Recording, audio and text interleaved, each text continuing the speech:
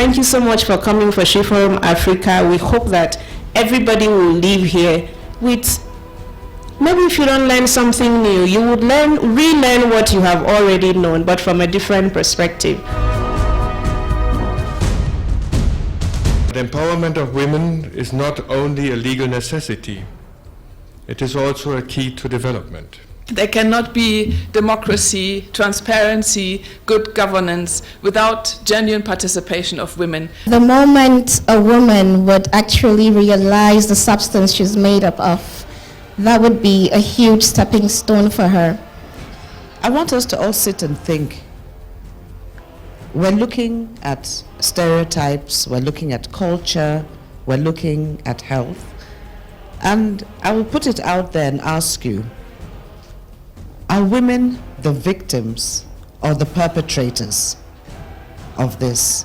Or is it really a combination of both? A lot of the harmful practices are actually perpetrated on us by our grandmothers. If women are unhealthy, can our children be healthy? But women's health is linked so much to child health. As the maternal mortality increases and women die, so does the child mortality increase. Each of us needs to practice what we call advocacy in our own communities. It's not about the money. It's about the journey. It's about the road. It's about the destiny. Why I liked fundraiser when Info spoke to me was I saw happy women hugging each other. So it seemed to me a very friendly community. Women hardly love themselves. The men love themselves more. The men love the women. But the women don't love themselves. They love the men. It also is on other women to encourage the ones coming behind, to show them the way, to take the elevator up and send it back down. To bring women into governance will change this country. There will be consequences to the change that we seek. I go back to the intervention of the panel before this panel. First of all, our language has to change. The way we speak to each other, the way we demand accountability of each other has to be affirming. We have to choose the right spaces to make the right interventions. Otherwise, we're going to be shooting each other and ourselves in the foot. This is truly an inspiring lineup. I was listening to the panel earlier and I felt we could have spoken forever. Like I say, it's all about rights, and it's all about how we implement those rights. And as we move towards adulthood, I believe we move away from that notion of rights being something you give people. And rights here should be what we are born with and what we can take for granted as our basic launching pad. We will continue to have these meetings until we can take those rights as the baseline, because we are still aspiring to rights. And that is what I think is the ultimate injustice. Distinguished ladies and very brave men in the room. Can I pose a question to the panel? And in essence, what I want to say is, do you agree that religion and the cultural aspect plays a very major role in where women find themselves? If you, the mother, tell the boy, hey, you have your chores in this house, you are training him to be a complete human being. One, respecting the others who are around him. Two, preparing himself for a future. And there are instances where men, because they learned this when they were young, are greater cooks than some women. My sisters, if truth must be told, the greatest apostles of this, of inhumanity to the young lady who is bereaved, is the woman. If the woman comes up and says, it can be me tomorrow, therefore we will not allow this to happen, I'm giving you a pledge that you will hardly, before you know what's happening, even though the men will make a lot of noise, they will pipe down. For the sake of this gathering, I would rather be addressed as Sister Jide. Female genital mutilation, thank you. The man doesn't do that. It is the woman that uses the crude stone to cut it or the razor blade, and you ask her what is the issue. She says, that's how they do it. That's how we've been doing it. That is an issue of ignorance, it's an issue of culture, it's an issue of tradition. So key issue now is, how would you blame the man if it is the woman that puts herself on the shelf and makes herself a commodity? A friend called me, he said, oh, I heard your voice on radio, I saw your television, why are you doing this? Don't you know that by talking about women equality, women are going to take over? And when they take over, they will punish us for all the discrimination. My position is simple, that over the years, we have not been able to address the issue of gender inequality, at least in a society like Nigeria, because women have been dialoguing with themselves. I overheard somebody when I was coming in, what are those men going to be talking about? Do they know our problems? I heard somebody say, who are they? Do they know what it is? And I have read a lot of feminist writing recently. There are those who are very, very clear on the fact that don't bring in men if you want to win this struggle. But I tell you here today, you'll be making a very big mistake. They are your partners. In many of our traditional society, they are the gatekeepers. You can't enter any communities in Katsina State where I have worked in the last 3 years, for example, and you say you want to go and engage a man's wife without taking permission from the man. Many of you from the northern part of the country here will know what I'm talking about. So, where should men advocate for women? The reason is simple. Gender is not just all about women. Women have been dialoguing for too long. They need men in this journey to be able to address the challenges that they face. And this is something I think we need to take seriously. And why should present-day Nigerians support their men? We are not saying you shouldn't continue to be strong. We are not saying you shouldn't continue to help carry the big stuff in the house. But the women will also find you more romantic when they see you help them cook in the kitchen. After all, traditionally it is said that men are the breadwinner. But today, we know that the women are working. So why should I still come home and cross my leg watching the television while she is bathing the baby and she is cooking? Thank you very much for your time.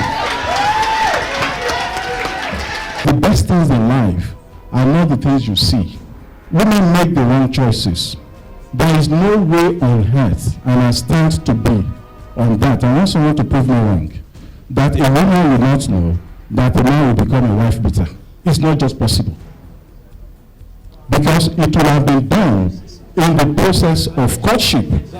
But because of love, your friends will tell you this is not the best guy to go with. They will insist, no. You even cut that friend away from you. When you say that every woman knows that a man is going to be a batterer, I must disagree with that. I work a lot with people who are being battered, who are in battered situations, and a lot of them, they really don't know. There are quite a number of them that it has started in courtship, but a lot of them, it also just comes up. For our generation, the emerging generation, the conversation is going beyond she's a woman, she's beautiful and all of that. The conversation begins to be, what value does she bring on the table? Today, some of the leading American companies are females. Facebook, what's her name? Sheryl Sandberg, who wrote the book Leaning. We had the same thing on Yahoo and different global companies. We're seeing the rise of women CEOs. And I think for me, that is the message. For us, we want to begin to see our female counterparts begin to demonstrate the capacity that we know they have, which we technically even do not have. I've said it in several places when I talk to my male counterparts, do you have the capacity to carry a baby in your womb for 9 months? And while you're carrying that baby, you are managing your home, managing a business, doing this and that, and taking care of the man who is assumed to be strong. I do not think I have that capacity. I know I do not. And so I see the women folk from the capacity, from the value they bring. I've known Ini now for possibly 10 years. And what I recognize her for is not for being a female, but for the value she's bringing to contributing to society, putting together a meeting like this. 2 weeks ago, I was traveling. My wife went to speak. She went to an event in Qatar, so I had to babysit for a week, you know. And so I was managing 2 champions, 2 young, great girls, you know, and then I had to travel with them to Dubai to meet her. Guess what happened on the first day? I forgot my passport. But I arrived with their passport. And so I had to defer the flight. because I was managing 2 3-year-old and 1-year-old. And then the second day I got to the airport on Saturday, I came with everything and I left the visas. I said, so is this what my wife is managing? She's not just managing them, she's also managing me, she's managing them. So I'm trying to say the women have huge capacity, huge potential, entrepreneurial, intellectual, managerial, leadership capacity.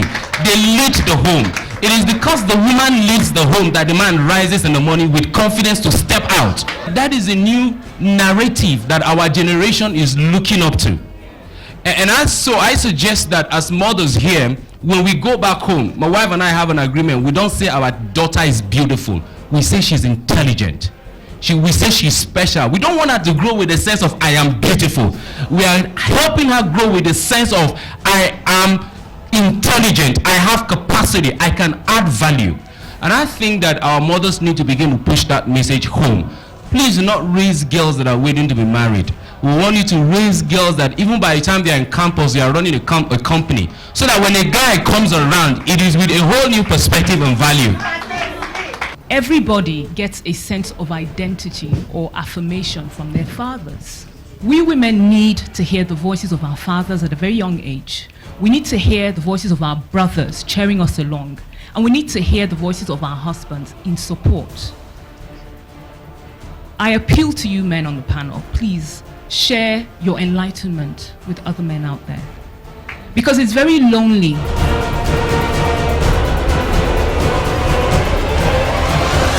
I remember when Auntie Sarah Jibril came out for presidential seat. It was only one vote. Oh, she voted herself. Is it the right thing to do? We need to support ourselves, and that is why we are here. We just need to move forward and support any woman that is coming out, please. Thank you. I'm from Ghana, and we were just thinking the same problems that face women here is what faces women anywhere in Africa. I think that it's the same problem. Why does a woman, I was just listening to the woman who said, well, if a woman comes out and she wants to run for office, how do you know she's qualified? Do we question the men that way?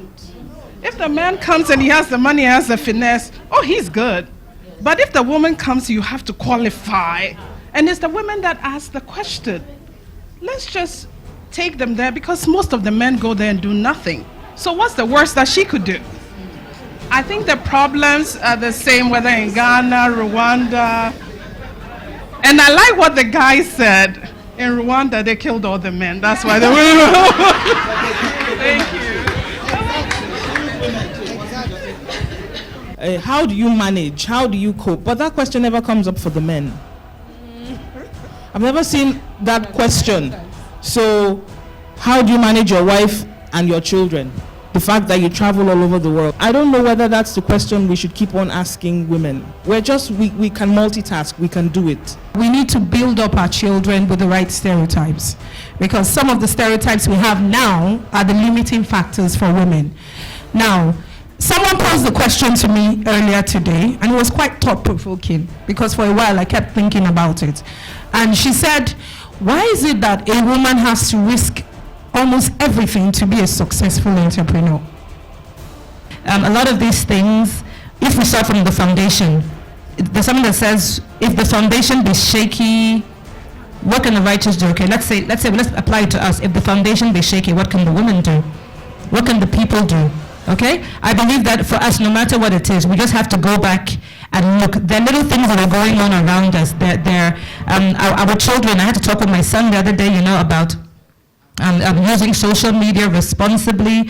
In everything we do, we start from the foundation. Again, I say, because I work with children, there are many things we can change from the scratch, so that we're not fighting things that the foundation is already set.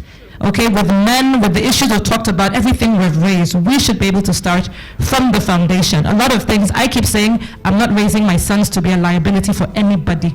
Understand that the media is formidable and you must use it. Write letters to the editor. Write press releases. Hire a brand expert. Use your ICT. When they go to your page on your website, let it be so hot, everybody wants to know what you're doing. At the end of the day, we are our keepers, our sister's keeper. If a sister is in trouble, so are you. The girl equally is deserving of education, from primary right up to university and beyond. There's a reason God made us women, and we can get anything if we just stick to loving ourselves, supporting each other, and just embracing ourselves. The reason men don't take us serious, I think, is because we're scattered. We're everywhere. So I have a sister in Taraba that needs to be supported to run for House of Representative. And then I'm thinking, no, I can do the same. I need to go somewhere else and do that. That's not fair. That's not right. So my job is to make sure that I go with everybody that I can to support her.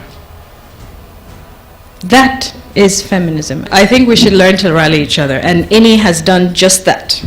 Bringing a group of women together and try to solve issues, address issues, talk about it, hug each other, cry with each other. I'm very proud of you. And I wish we could all learn from her, support her, and so we can be one, because we are one. And God made us absolutely beautiful. So let's appreciate ourselves. So I want us to clap for ourselves. Thank you.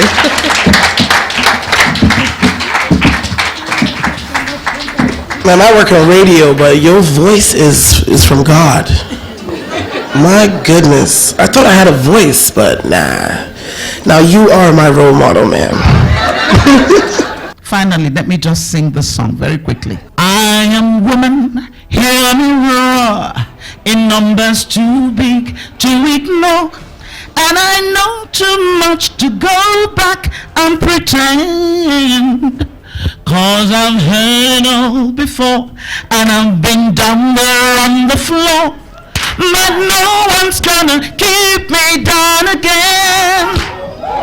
Oh yes, I am wise, but it's wisdom born of pain. Yes, I pay the price, but look how much I gain. If I have to, I can do anything. Oh, I am strong, I am invincible, I am woman.